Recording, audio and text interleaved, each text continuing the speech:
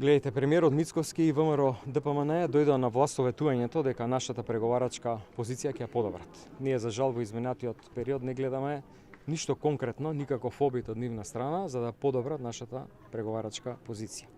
Напротив, гледаме само влошување на ситуацијата,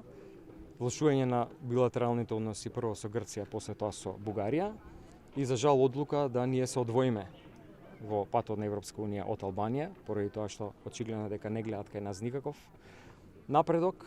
во Европската унија, при тоа меѓувладината седница која што сега ќе ја одржи Албанија ќе се случи на 15 за само 2 дена. Таква седница на истиот датум ќе имавме и ние, да имавме малку поодговорна власт.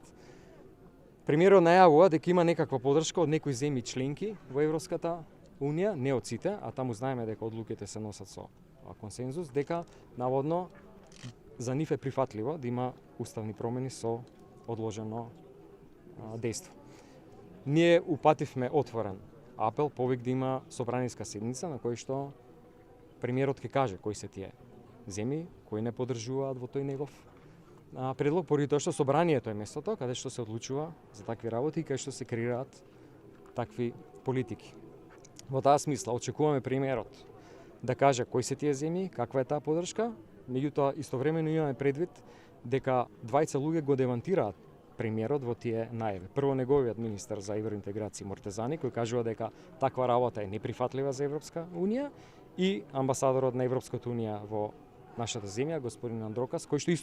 истото тоа го кажа пред неколку дена во изјава тука во Скопје. И да бидам конкретен, очекуваме премиерот да ја обезбеди таа поддршка, која што се обезбедува со консензус во Европската унија, дека таму ќе прифатат да има уставни измени со одложено дејство и кога тој ќе го обезбеди тоа, ние апсолутно тоа ќе го поддржиме.